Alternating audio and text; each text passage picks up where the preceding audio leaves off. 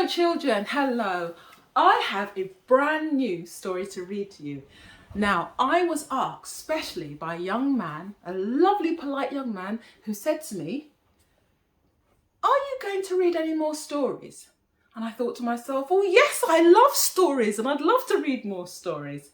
And he suggested that I read his favourite story, Giraffes Can't Dance. I thought that sounds like a good book. So children, backed by special request, I will start reading stories.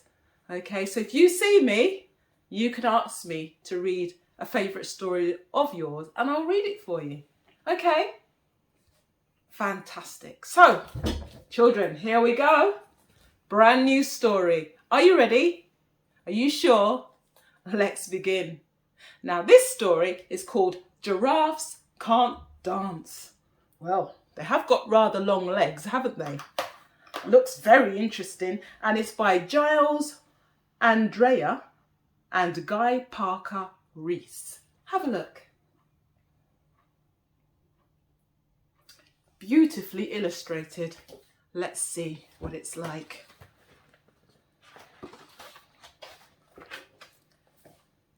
Gerald was a tall giraffe whose neck was long and slim, but his knees were awfully bandy and his legs were rather thin.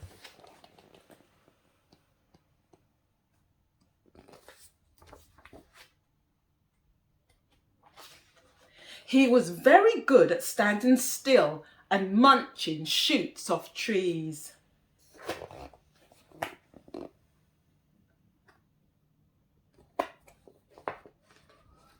But when he tried to run around, he buckled at the knees.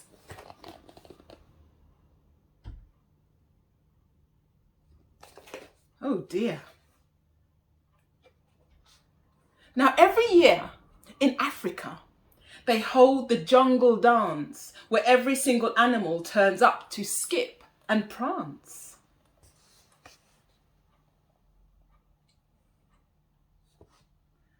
And this year, when the day arrived, poor Gerald felt so sad because when it came to dancing, he was really bad.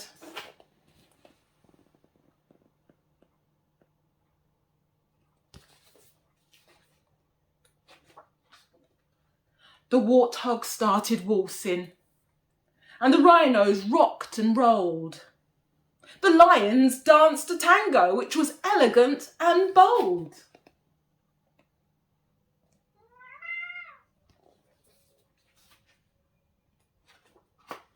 The chimps all did the cha-cha with a very Latin feel.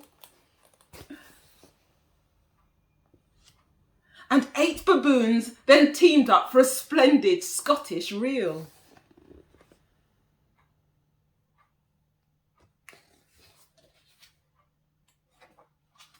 Gerald swallowed bravely as he walked towards the floor.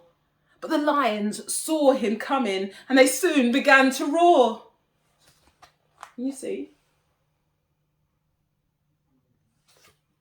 Hey, look at clumsy Gerald. The animals all laughed. Giraffes can't dance, you silly fool. Oh, Gerald, don't be daft.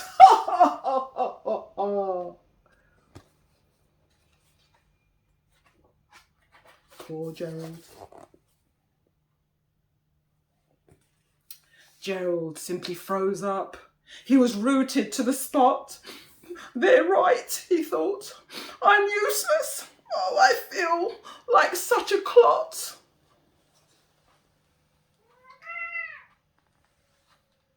So he crept off from the dance floor and he started walking home.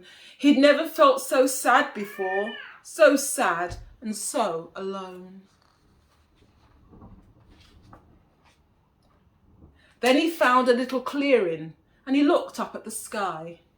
The moon can be so beautiful, he whispered with a sigh.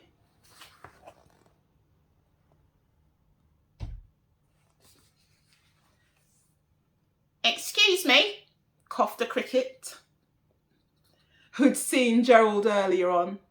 But sometimes when you're different, you just need a different song. Can you see the cricket?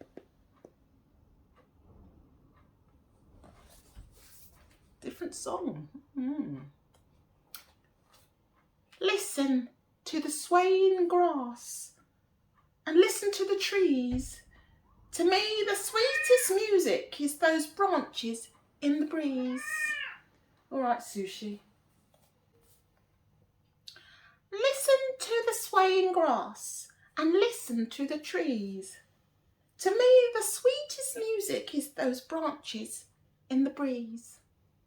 So imagine that lovely moon is playing just for you. Everything makes music if you really want it to.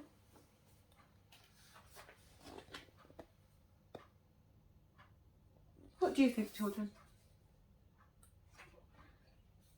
With that, the cricket smiled and picked up his violin. Then Gerald felt his body do the most amazing thing. His hooves had started shuffling, making circles on the ground. His neck was gently swaying and his tail was swishing around.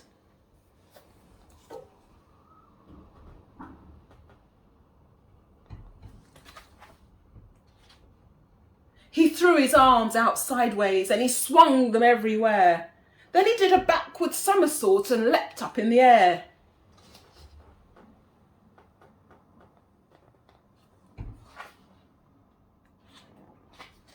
Gerald felt so wonderful, his mouth was open wide. I'm dancing, yes, I'm dancing, Gerald cried.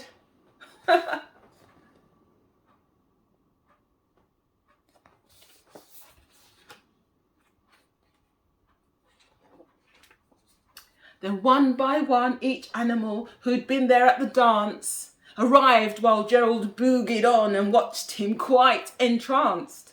They shouted, "It's a miracle! We must be in a dream! Gerald's the best dancer that we've ever seen!"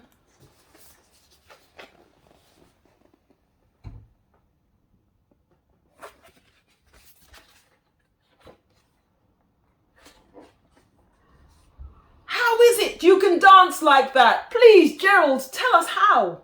But Gerald simply twizzled around and finished with a bow.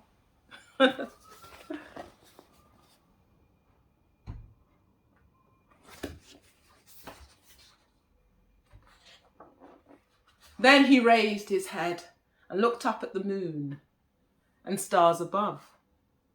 "We all can dance," he said, "when we find music that we love." What music do you like, children? And it's true. You can't really get your groove going, can you, unless you actually like the music. Yeah?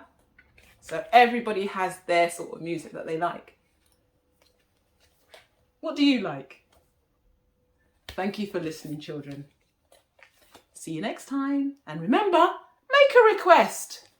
And then I'll read it. And I'll read you your favourite story. Okay.